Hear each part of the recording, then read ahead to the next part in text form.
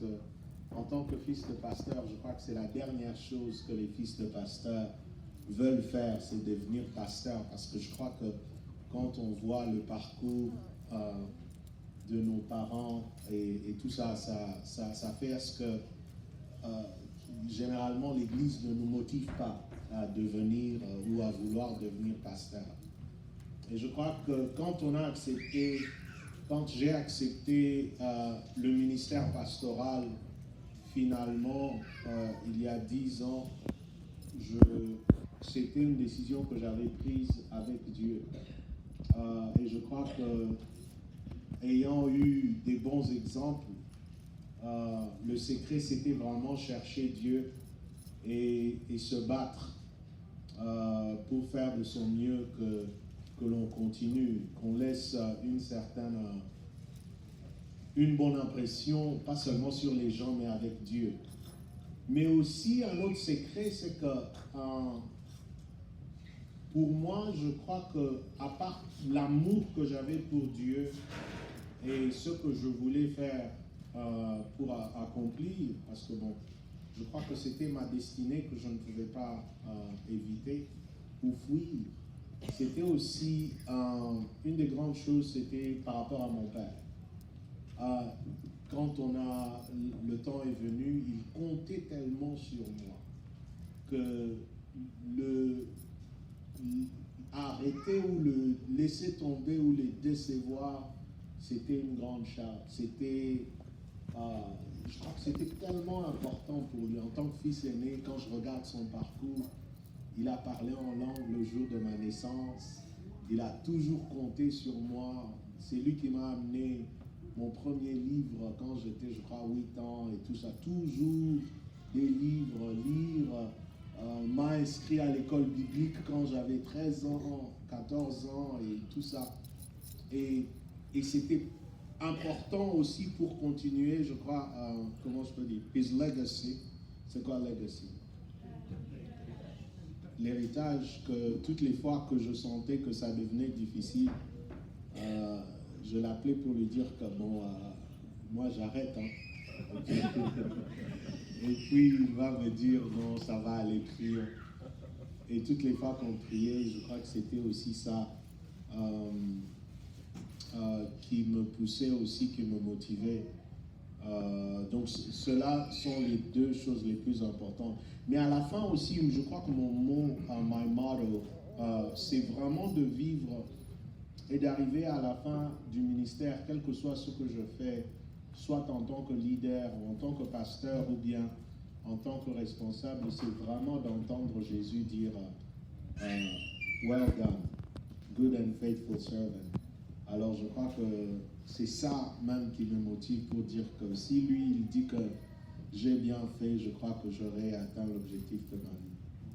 Je crois que c'est ça qui m'a gardé.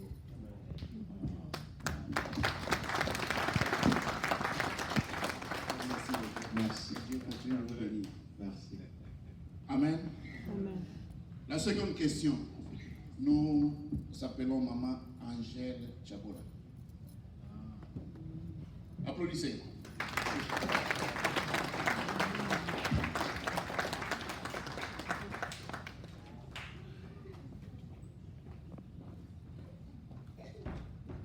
Bonsoir. Bonsoir, maman Angèle, vous êtes bien habillée. Merci beaucoup, pasteur. Mon papa Kofi a pris ma question. Je vais toujours continuer à poser. Oh, oui, j'en avais deux. Donc, la deuxième. Ma deuxième est que, d'abord, comme papa Paul a dit, je tiens vraiment à vous remercier du fait que malgré votre âge, jeune âge, tout ça, vous avez quand même maintenu à me diriger. En tout cas, c'est juste une grâce. Ma question est que la vie du pasteur, hein? Oui, c'est ce que je veux dire. La vie de pasteur avant d'être marié et la vie du pasteur après. Et être marié et papa déjà. Comment, qu'est-ce qui a changé? Vous sentez qu'il y a quelque chose qui a changé ou bien vous sentez encore d'autres motivations? Parce que moi, je voulais savoir, ma question était comme ça. Votre motivation quand vous regardez, malgré les intempéries, tout ce qui peut arriver, vous regardez ça, vous dites, à cause de ça, je ne vais pas abandonner la vie du pasteur, ou bien je ne vais pas abandonner mon Dieu. Quelle est votre motivation et la vie du pasteur avant être père et la vie du pasteur après être père?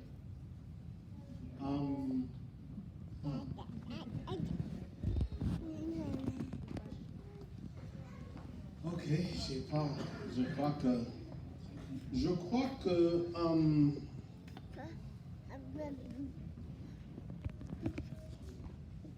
s'il y a quelque chose à dire, s'il y a quelque chose qui a changé, c'est plus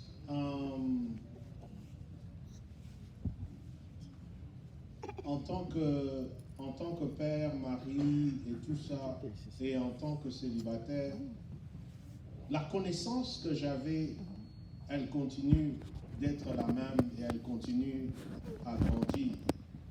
Je crois que maintenant, s'il y a eu des défis ou des choses qui ont changé, qui ont motivé, c'est gérer aussi cette situation, la situation où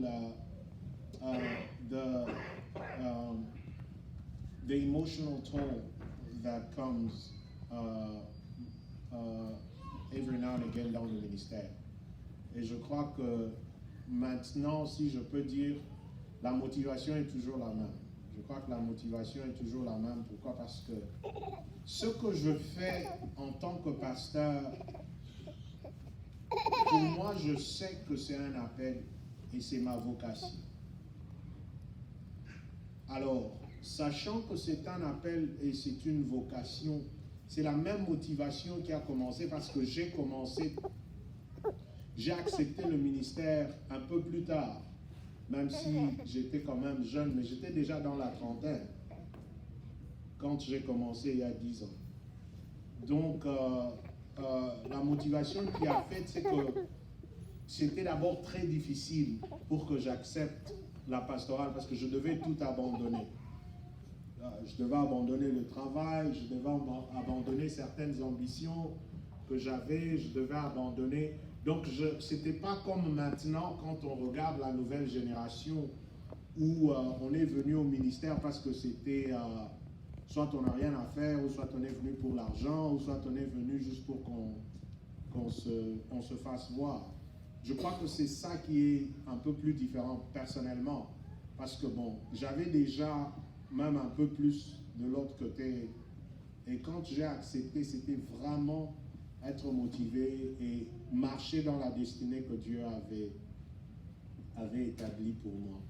Et je crois que maintenant, avec les responsabilités d'avoir une femme et un enfant, c'est vrai qu'il y a beaucoup, ça change, la dynamique change parce que maintenant, je ne voyage pas autant comme je voyageais, si vous vous rappelez. Pour certains, ils ne savaient pas, moi je pouvais me lever un lundi, après le culte, je suis parti. Et puis je rentre dimanche matin, je prêche, et puis après le culte, je suis encore parti. Et je crois que ça amène aussi une certaine